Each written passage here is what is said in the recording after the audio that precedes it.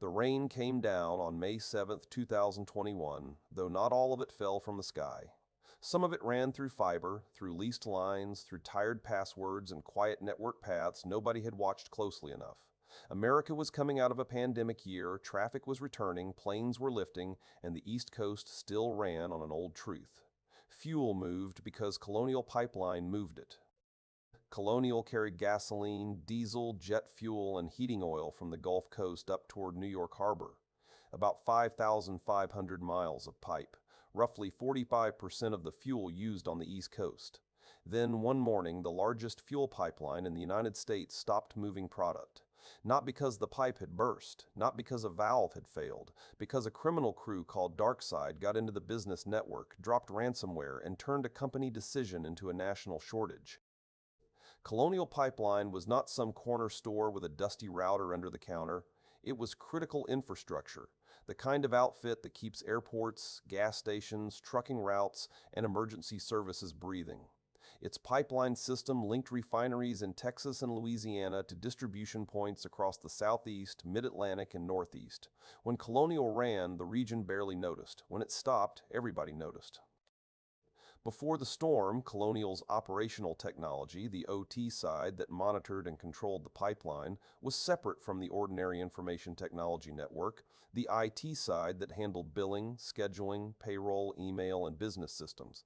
That separation mattered, but it was not the same as immunity. The company had legacy remote access in place, including a virtual private network account that was no longer in active use but had not been disabled.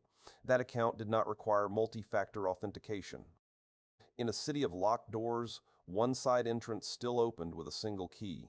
The first break in the case was not a 0-day with a fancy name. There was no CVE etched into the murder weapon. Investigators later said the attackers used a compromised password for a legacy VPN account. That password had appeared in a batch of leaked credentials on the dark web, though it was not clear exactly how the criminals first obtained it. The flaw class was old and ugly, weak authentication and poor account lifecycle control. In plain terms, the attackers did not need to pick the lock. They found a key someone had lost. The VPN was the initial access vector. A virtual private network is supposed to build an encrypted tunnel into a corporate network after checking the user's identity. But when identity rests on only a username and password, and that password has been reused or exposed, the tunnel becomes a getaway route in reverse. Multi-factor authentication would have forced a second proof, like a push approval, hardware token, or one-time code. Colonial's old VPN account had no such guard. Once DarkSide or one of its affiliates authenticated, they were inside the IT environment. DarkSide was a ransomware as a service operation, not a lone crook in a basement. The core developers built and maintained the malware, ran the leak site, handled negotiations, and rented the weapon to affiliates who performed intrusions. The affiliate in this case has not been publicly named with certainty, but the brand on the ransom note was DarkSide. Their playbook was mature. Get access, escalate privilege, find valuable data, steal it, then encrypt systems and demand payment under two threats. Pay to get the decryptor and pay again to keep stolen data from being published. Once inside Colonial's IT network, the attackers had to move from beachhead to leverage. Public reports have not named every command they ran, but the tradecraft fits the DarkSide pattern seen in other investigations. Crews like this commonly enumerate Active Directory, search file shares, query domain trusts, and harvest credentials from memory or disk. Tools often include Mimikatz for credential dumping, Cobalt Strike for command and control and post-exploitation, PowerShell for living off the land, and CXSec or Windows Management Instrumentation for remote execution. Remote Desktop Protocol, SMB, and administrative shares are frequent alleys for lateral movement. The technical heart of ransomware is simple but cruel. The malware seeks reachable files, stops services that might lock them, deletes shadow copies that could aid recovery, and encrypts data with strong cryptography. DarkSide samples used hybrid encryption, typically generating keys to encrypt victim files and protecting those keys with attacker-controlled public key material. They targeted Windows systems, avoided certain Russian language locales, and left ransom notes with instructions for reaching a Tor-based payment portal. Before encryption, they also staged data for theft, because modern ransomware is extortion with a second barrel. In Colonial's case, around 100 gigabytes of data were reportedly taken in a short window, roughly 2 hours, before the ransomware fully announced itself. That exfiltration likely moved from internal file repositories to attacker-controlled infrastructure over encrypted channels. The specific command and control servers in this incident were not all made public, but DarkSide commonly used Tor hidden services for negotiation and leak operations, along with rented infrastructure and anonymized payment paths. The theft mattered because it gave the attackers pressure even if backups worked. Encryption hurt operations. Exposure threatened reputation, contracts, and legal liability. Persistence in ransomware cases can be brief or layered. Some crews create new domain accounts, plant scheduled tasks, install remote access tools, modify registry run keys, or leave web shells where internet-facing systems are involved. With a VPN credential, persistence can also be as quiet as keeping the account alive and returning through the same door. Colonial's decision to shut down the pipeline quickly limited the time window. That move did not mean the OT network was encrypted. It meant the company could not be sure enough, fast enough, that billing and scheduling systems, safety dependencies, and operational support were clean. The detection failures were the kind that look obvious under the harsh light of hindsight. A stale VPN account should have been disabled. Any remote access into a critical infrastructure company should have required multi-factor authentication.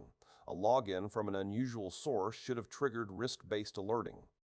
Large outbound data movement, around 100 gigabytes, should have raised a siren through data loss prevention, network detection, proxy logs, or security information and event management correlation. Endpoint detection and response might have caught credential dumping, suspicious PowerShell, abnormal service creation, or ransomware pre-checks. But every missed signal became another dark window in the block. The fallout hit fast.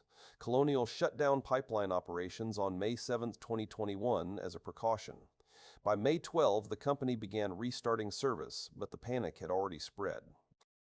Gas stations across the southeast ran dry. Drivers filled cars, cans, and containers never meant to hold fuel. Prices climbed. Airlines adjusted fuel planning. Governors declared emergencies. The federal government issued temporary waivers for trucking rules and fuel standards to keep supply moving.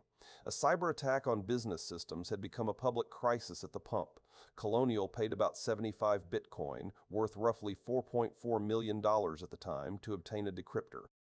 Chief Executive Joseph Blount later told Congress the decision was painful, but made to reduce uncertainty and restore service. The decryptor reportedly worked slowly, so Colonial still relied heavily on its own restoration efforts.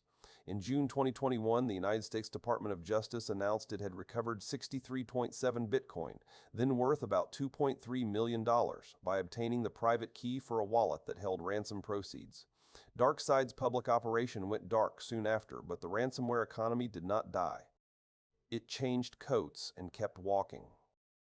The lesson from Colonial is not that OT must be unplugged from the world and left in a glass case. The lesson is that critical infrastructure needs engineered resilience, not hope. Remote access must use multi-factor authentication, preferably phishing-resistant MFA such as FIDO2 hardware keys for privileged users. Accounts need lifecycle management, rapid disablement, and continuous review. Passwords must be checked against known breach corpuses. VPN access should be replaced or wrapped with zero-trust network access where possible, with device posture checks, least privilege, and strong logging. The NIST Cybersecurity Framework, NIST-SP 853, CIS controls, and the CISA Cross-Sector Cybersecurity Performance Goals all point in the same direction. Segmentation matters too. IT and OT networks need strict separation, monitored conduits, allow listed protocols, and tested incident procedures for operating safely when business systems fail. Active Directory must be hardened, with tiered administration, protected privileged accounts, and monitoring for Kerberoasting, credential dumping, and unusual lateral movement. EDR tools should watch for Mimikatz-like behavior, sexic abuse, shadow copy deletion, mass file modification, and suspicious PowerShell. Backups must be offline or immutable, and restoration must be rehearsed. Organizations should deploy network detection, DNS logging, egress filtering, DLP, and a real 24-hour alert process. Tabletop exercises should include the ugly question Colonial had to answer. If IT is burning, can OT keep running safely? That night in 2021, America learned that a pipeline is not just steel in the ground. It is passwords, invoices, dispatch systems, trust relationships, remote access, and judgment under pressure. DarkSide found one weak door and made the whole coast feel the draft. The case file is closed in name only because the same rain still falls on every network in town. Keep your keys close, keep your lights on, and never assume the pipe will keep flowing just because it did yesterday.